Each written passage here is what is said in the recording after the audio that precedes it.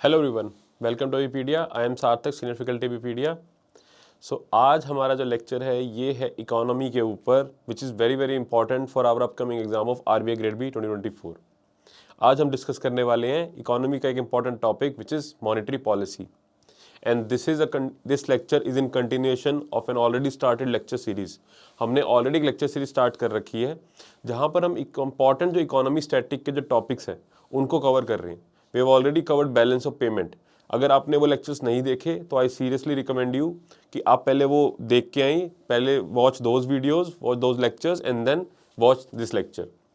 Economy is a very important topic, right, अपने exam के लिए, फेज़ 1 के लिए, फेज़ 2 के लिए भी डायरेक्टली नहीं तो इनडायरेक्टली बहुत इंपॉर्टेंट टॉपिक है ये, राइट। एक एक क्वेश्चन इंपॉर्टेंट है, right, so you can not miss out on any one question. So let's start our lecture. And by the way, सिर्फ इकोनॉमी ही नहीं, आरबीआई के लिए जितने भी इंपॉर्टेंट टॉपिक्स हैं, फिर चाहे वो हमारी जनरल अवेयरनेस हो गई, right, quant, reasoning, English, each and everything will be covered by विपीडिया।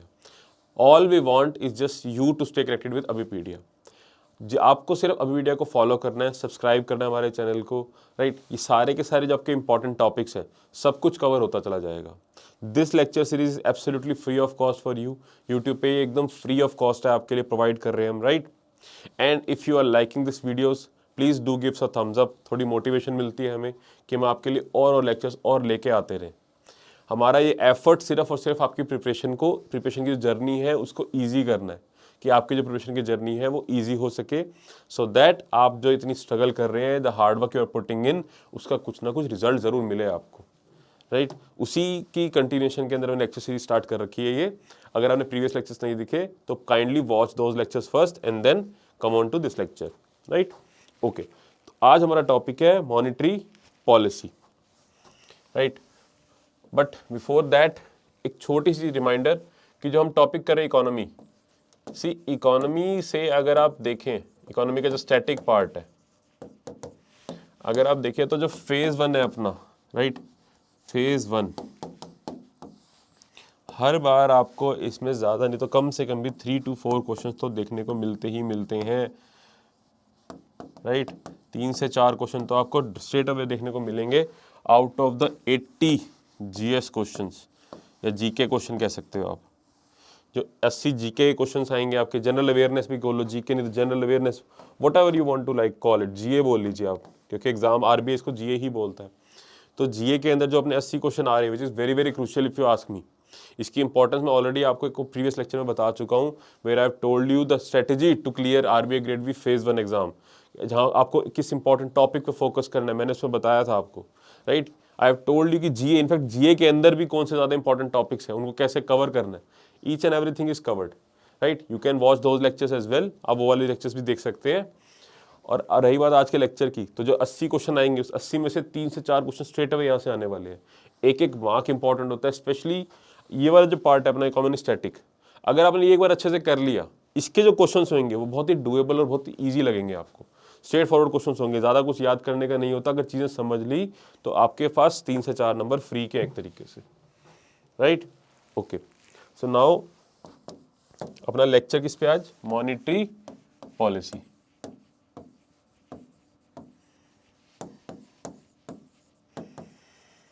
सी इसका मेन काम क्या है यहाँ पर, मॉनेटरी पॉलिसी का काम है to control the money supply in the economy.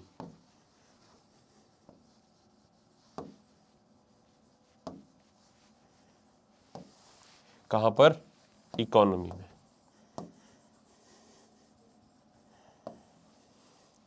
इसको आप ऐसे भी समझ सकते हैं कि इन्फ्लेशन को कंट्रोल करना, right, to control the inflation, you can understand it this way as well, कि इन्फ्लेशन, क्योंकि मनी सप्लाई से आप क्या कंट्रोल करोगे, आप इन्फ्लेशन ही कंट्रोल कर रहे हो एक तरीके से, राइट। अब मनी सप्लाई को कंट्रोल करना इंपॉर्टेंट क्यों है, first of all because market के अंदर एक इक्विलिब्रियम हमेशा मेंटेन रहना चाहिए। अगर वो इक्विलिब्रियम बिगड़ता है, मतलब सप्लाई और डिमांड का, कि मार्केट में कितने मनी की डिमांड है और कितना सप्लाई हो रहा है, अगर वो इक्विलिब्रियम जो सप्लाई और डिमांड का अगर वो बिगड़ता है तो इकोनॉमी पे बहुत इफेक्ट पड़ता है उसका। वो हमेशा एक बैलेंस वे में रहना चाहिए कि जितनी सप्लाई है उसके थोड़ा सा जितना डिमांड है उससे थोड़ा सा लिमिटेड ही सप्लाई हो, मतलब ज़्यादा उससे उस इक्विलिब्रियम से ना कम, दोनों केस में चीज़ें हैम्पर होती हैं, राइट। तो इसी का ऑब्जेक्टिव रहता है यहाँ पर। मॉनेटरी पॉलिसी यही कंट्रोल करने की ट्राई कर रहे हैं मॉनेटरी पॉलिसी के थ्रू कि मार्केट के अंदर जो मनी सप्लाई है उसको कंट्रोल किया जा सके, कि एक वॉलेटिलिटी, सो दैट मार्केट के अंदर देयर इज लेस वॉलेटिलिटी कम हो सके। वॉलेटिलिटी कह लीजिए, फ्लक्चुएशंस कह लीजिए, वॉलेटिलिटी या फिर फ्लक्चुएशंस, दोनों के दोनों क्या हो सके, कम हो सके, राइट। इकोनॉमी क्या रहे, स्टेबल रहे। बट क्या एट द सेम टाइम क्या इसका मतलब है कि बिल्कुल ही मनी सप्लाई एकदम इन्फ्लेशन वाली जो बात करूँ क्या जीरो होनी चाहिए, नहीं, कुछ ना कुछ एक पर्टिकुलर अमाउंट वाली इन्फ्लेशन जरूर होनी चाहिए, सो दैट डिमांड बनी रहे। डिमांड बनी रहेगी तो सप्लाई बना रहेगा, और एक सप्लाई बना रहेगा तो इकोनॉमी चलती रहेगी। यस और नो, आ रही बात समझ में। तो ये तो हो गया इसका प्राइम एक तरीके से। मेन जो ऑब्जेक्टिव होगा मॉनेटरी पॉलिसी का वो क्या होगा, मनी सप्लाई बढ़ेगी। मनी सप्लाई से एक्चुअली अचीव क्या करना चाह रहे हैं हम, economic growth, right. Money supply से हम एक्चुअली क्या ऑब्जेक्टिव अचीव करना चाह रहे हैं, इकोनॉमिक ग्रोथ का। This is what we are trying to control through monetary policy. तो ये दिमाग में रखेंगे कि अगर इस आई होप कि आपको जरूर ये समझ में आया होगा कि कैसे इकोनॉमिक ग्रोथ को मेंटेन करके रखना एक्चुअली जो है ऑब्जेक्टिव है किसका, मॉनेटरी पॉलिसी का, रादर जस्ट मनी सप्लाई, जो कि प्राइमा फेसी दिखता है कि मनी सप्लाई कंट्रोल करना, right. So this is the thing. Okay, अब बात करते हैं इंपॉर्टेंट फैक्ट्स की, जो कि एग्जाम के लिए इंपॉर्टेंट है कि कौन बनाता है, who prepares it, the monetary policy. It is done by the central bank of India, that is RBI. RBI को ये टास्क दिया हुआ है मॉनेटरी पॉलिसी का। यस और नो, आ रही है बात समझ में। इनिशियली क्या था, आरबीआई अपने आप बनाता था monetary policy, right, but after 2016 एक मॉनेटरी पॉलिसी कमेटी बना दी गई, राइट। एक स्टैट्यूटरी बॉडी बनाई गई, मॉनेटरी पॉलिसी कमेटी, जिसके अंदर आरबीआई और गवर्नमेंट दोनों के बंदे होंगे, और इसको हेड कौन करेगा, आरबीआई का गवर्नर साहब। और इसका काम क्या है, इसका प्रॉपरली इसका काम क्या है, मॉनेटरी पॉलिसी बनाना, राइट। इसका काम क्या है, monetary policy banana. I hope इतना जरूर समझ में आया होगा आपको, राइट। ओके, तो let's see what is monetary policy. Monetary policy refers to a regulatory policy made by the central bank aiming at controlling the supply of money in the market to achieve desired objectives. Clear है? Okay. So it is a regulatory policy. It is binding in nature. It controls the supply of money. Monetary management इसका काम है. Desired objectives में आती है बात inflation versus growth. इसको भी देखेंगे, right? Basically easy चीज़ है। यहाँ पर बोल रहे हैं डिजायर्ड ऑब्जेक्टिव जो है आपका, inflation versus growth. See the thing is, हमने प्रीवियस लेक्चर्स में भी आई थिंक इसको डिस्कस किया हुआ है कि जहाँ पर हम इन्फ्लेशन और ग्रोथ दोनों क्या पैरेलल चलती हैं।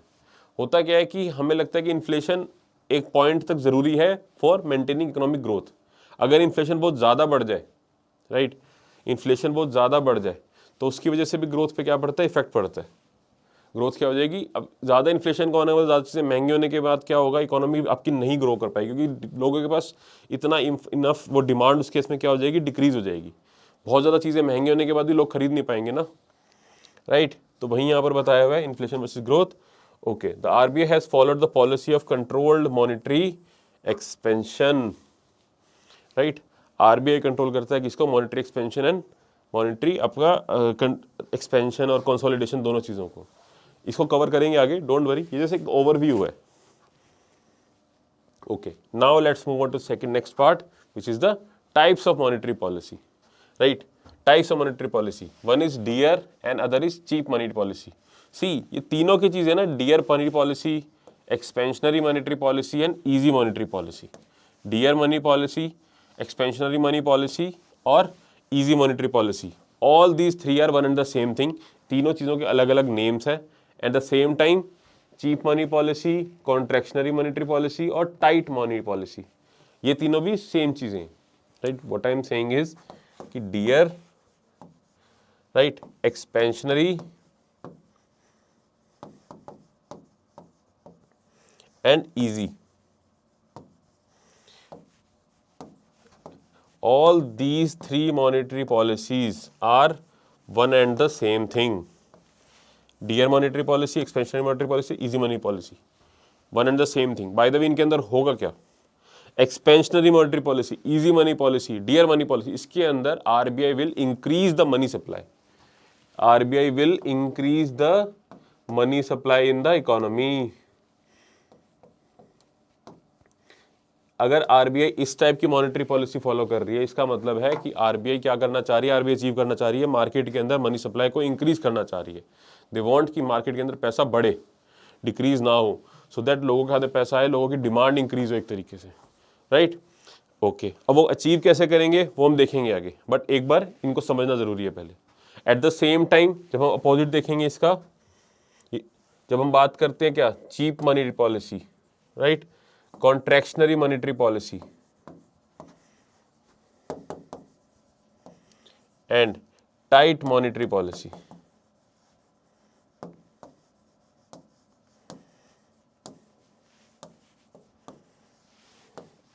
चीप, कॉन्ट्रैक्शनरी और टाइट मॉनेटरी पॉलिसीज.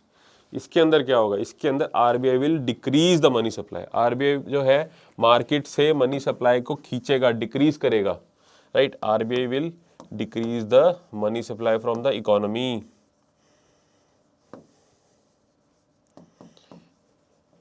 तभी इनका नेम देख रहे हो, कॉन्ट्रैक्शनरी. कॉन्ट्रैक्शन मतलब कम करना, कंट्रोल करना. अपोजिट क्या था? एक्सपेंशनरी, एक्सपेंड करना, बढ़ना. तो यहाँ पर कॉन्ट्रैक्शनरी, मनी सप्लाई को डिक्रीज कर रहे हैं, कॉन्ट्रैक्शन कंसोलिडेट कर रहे हैं. Right, same cheap monetary policy, tight monetary policy, tight hold करना आरबीआई का. आरबीआई टाइट होल्ड मतलब मार्केट से मनी सप्लाई को खींचना. मार्केट में मनी सप्लाई ज्यादा हो गया, उसको डिक्रीज करना चाह रहे हैं. Right, so these three are one and the same thing. अब आरबीआई अपनी मॉनेटरी पॉलिसी के थ्रू ये अचीव करता कैसे है? राइट, ये दो टाइप की जो हमने मॉनेटरी पॉलिसी देखी, इनको करता कैसे अचीव? तो उसके लिए आरबीआई के जो है मॉनेटरी पॉलिसी के जो है, there are two tools.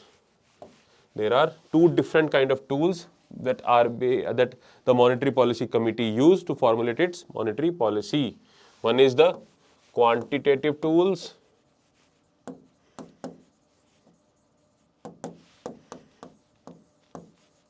other is the qualitative tools.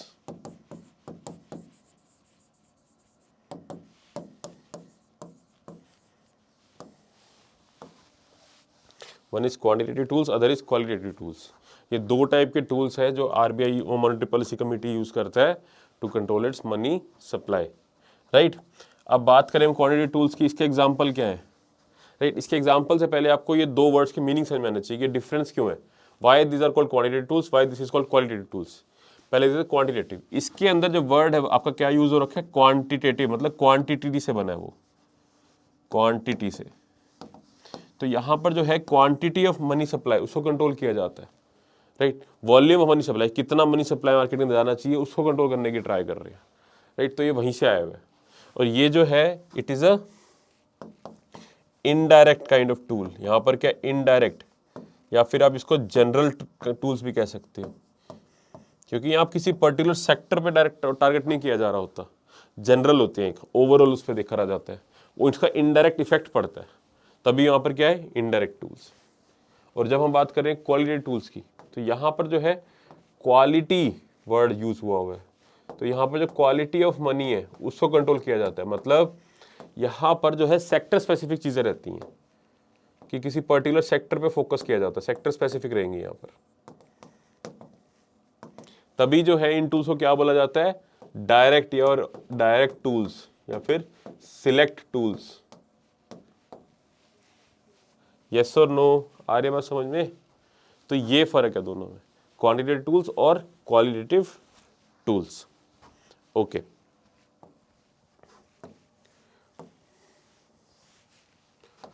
अब हम थोड़े एग्जांपल देखते हैं किसके, क्वांटिटेटिव टूल्स के.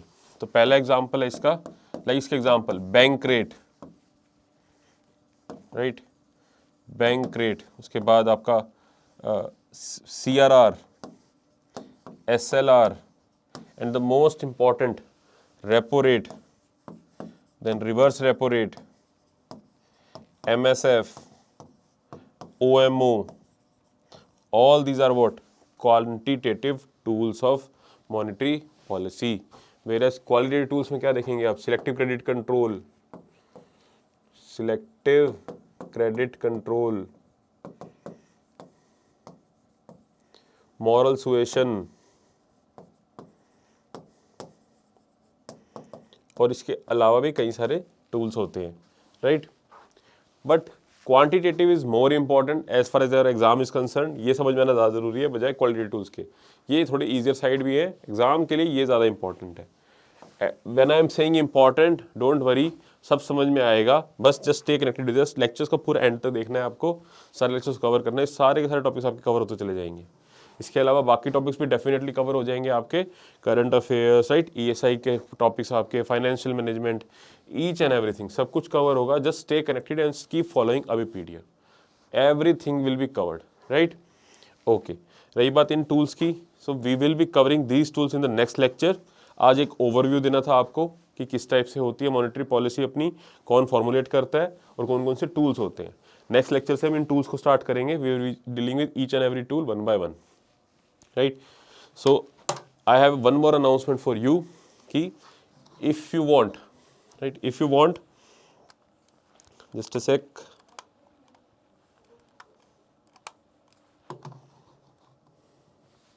okay, just a sec.